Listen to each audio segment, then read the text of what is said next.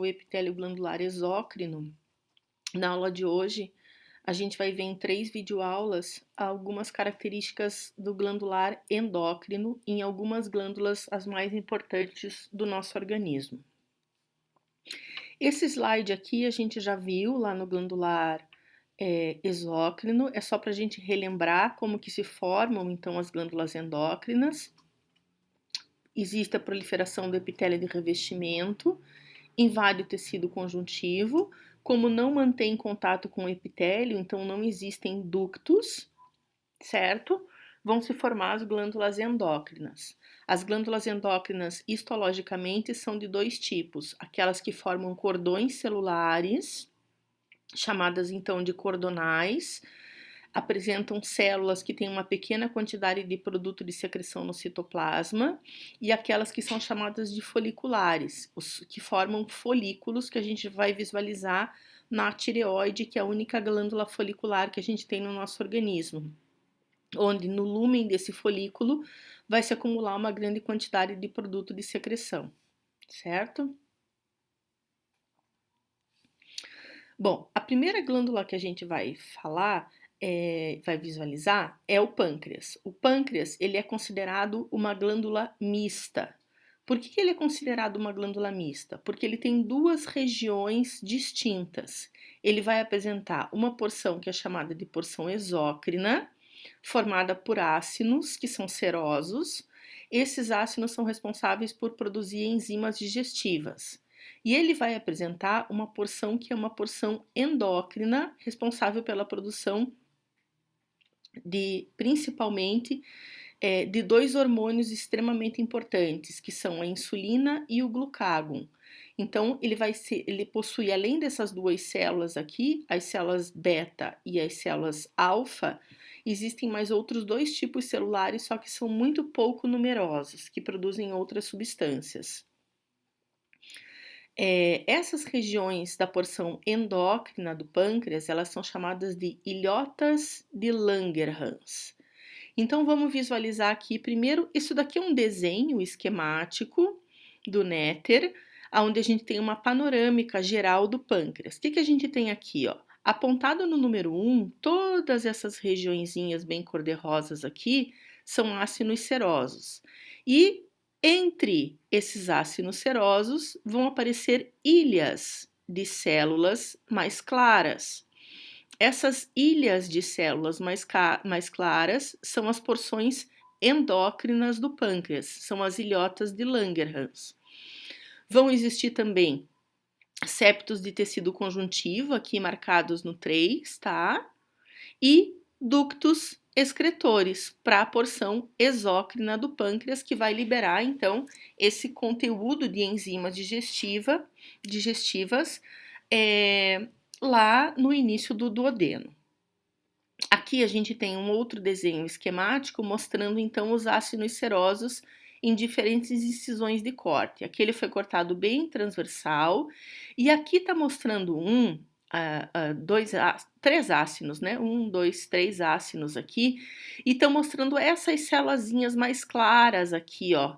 São células que se projetam, elas não têm função secretora, essas células, são células do ducto intralobular, que se projetam para dentro dos ácinos. Essas células mais clarinhas são de difícil visualização, mas elas só existem no pâncreas. E é assim que, se a gente estiver olhando, por exemplo, só uma região exócrina do pâncreas e uma região exócrina, por exemplo, da parótida, como que a gente vai saber o que é parótida, o que é pâncreas? Quando na porção, nos ácinos serosos, existirem essas célulazinhas mais claras projetadas para dentro dos ácinos, que são chamadas de células centroacinares, porque elas estão no centro dos ácinos. A gente vai saber que é pâncreas, porque lá na parótida não existem essas células aqui, tá? E nesse outro desenho esquemático, a gente tem aqui esquematizando uma ilhota de Langerhans com os diferentes tipos celulares que a gente vai aprender a identificar também. tá? Para diferenciar células alfa de células beta na ilhota de Langerhans, no HE a gente não diferencia. Precisa ter uma coloração específica que vai corar diferentemente esses dois tipos celulares, tá? Nesse outro desenho esquemático, a mesma coisa, ó. Aqui a gente tem as células secretoras num ácino, aqui células secretoras no outro ácino. Vem aqui um ducto intercalar, aquele de menor calibre, que se comunica, portanto, com o ácino para fazer a coleta dessas enzimas digestivas, então, depois ele vai se projetar para um ducto de calibre cada vez maior, até que ele vai desembocar lá na luz do duodeno. E se projetando para o centro do ácino, algumas células do ducto que são chamadas de células centroacinárias. Nessa fotomicrografia aqui, a gente vai ter aqui, ó, as células do ácino, o lúmen aqui, ó, bem clarinho no meio, o lúmen, a luz do ácino, uma grande quantidade de grânulos de secreção que se acumulam no interior das células, contendo as enzimas digestivas, e essas células mais clarinhas aqui, ó, na verdade tem uma, duas e três, essa aqui não está indicada, são as células centroacinares. E aqui um pedacinho em corte transversal de um ducto intercalar, certo? Aqui a gente tem uma imagem geral do pâncreas mostrando toda essa região ao redor aqui, ó, são ácinos serosos. Ácinos serosos que constituem o pâncreas exócrino. E dentro da linha pontilhada, aqui a gente tem células mais claras, que é a porção endócrina do pâncreas, formado então por células organizadas em cordões, intercaladas com capilares sanguíneos. Essa região é a região da ilhota de Langerhans. E aqui no cantinho, a gente tem uma região de tecido conjuntivo com um ducto excretor de calibre maior aqui, ó, que tem mais de uma camada de células no epitélio de revestimento. Aqui a gente tem duas imagens em aumentos diferentes do pâncreas exócrino, mostrando de novo aqui um ducto envolto por tecido conjuntivo, uma vênula com hemácias e alguns leucócitos no seu interior e vários ácinos serosos. Quando a gente aumenta essa região dos ácinos serosos, a gente localiza aqui, ó, uma, duas, três, 4 células centroacinares nesse ácino aqui, certo? Aqui também, ó, essa aqui também é uma célula centroacinar, essa daqui também é uma célula centroacinar. E aqui, então, os ácinos serosos, vejam o citoplasma das células repleto de grânulos de secreção.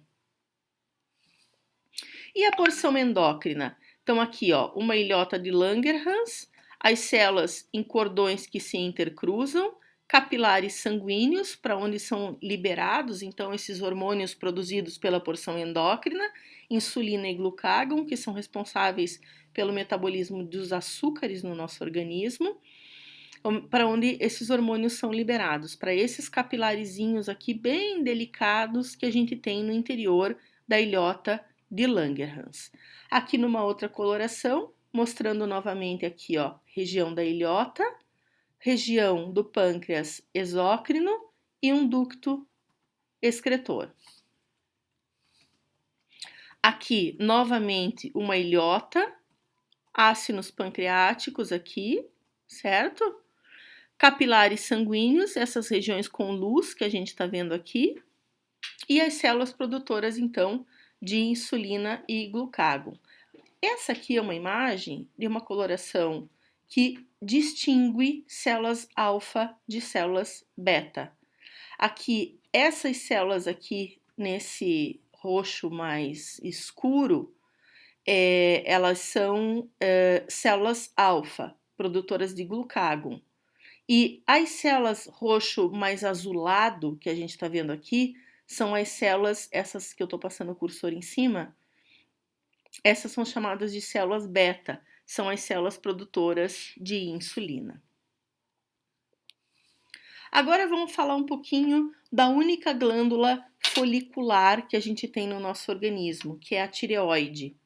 Ela é envolta por uma cápsula aqui no desenho esquemático, ó. Ela tem uma cápsula ao redor dela, aqui anatomicamente, né, só para mostrar a localização da tireoide, então ela é um formato de H, ela abraça a traqueia, não fecha do outro lado, né, ela fica abertinha aqui do outro lado. Então essa glândula toda, ela tem dois lóbulos, né, lóbulo esquerdo e lóbulo direito, e ela vai ter uma cápsula ao redor dela de tecido conjuntivo, cuja cápsula se projeta formando um tecido conjuntivo frouxo e delicado entre os folículos. Folículo é isso aqui, ó, gente. É uma estrutura arredondada que vai acumular no seu interior o que a gente chama de coloide, tá? A tireoide, ela é responsável aqui nas células foliculares por fazer a produção do hormônio do T3 e do T4, que são os hormônios que regulam o metabolismo do nosso organismo em geral. Entre os folículos vai existir um tecido conjuntivo frouxo e delicado, onde vão existir células do conjuntivo, capilares delicados, que é para onde esses hormônios são liberados, então, quando são produzidos, e vão existir essas células representadas em verdinho aqui, ó, que são chamadas de células C ou células parafoliculares. Essas células são responsáveis pela produção da calcitonina, que junto com o hormônio produzido pela paratireoide, que a gente vai ver na próxima videoaula, são responsáveis pelo metabolismo de cálcio. Aqui a gente tem, então, uma imagem mais panorâmica da tireoide, onde são mostrados vários folículos. Então, cada estrutura redondinha dessa daqui é um folículo, tá? Marcado pelo F aqui. Quando a gente observa em aumento maior, a gente vai observar entre os folículos as células C, que são essas células mais claras aqui, ó. Essas aqui, essa daqui. E aqui nessa outra imagem, esse grupo de células mais claras aqui, ó, são as chamadas células parafoliculares ou células C, que produzem a calcitonina. Aqui o coloide e as células que formam o folículo em si, elas são chamadas de células foliculares, que são essas células aqui, então, ó, que constituem o folículo em si, certo? A gente continua na próxima videoaula, onde a gente vai começar com paratireoide.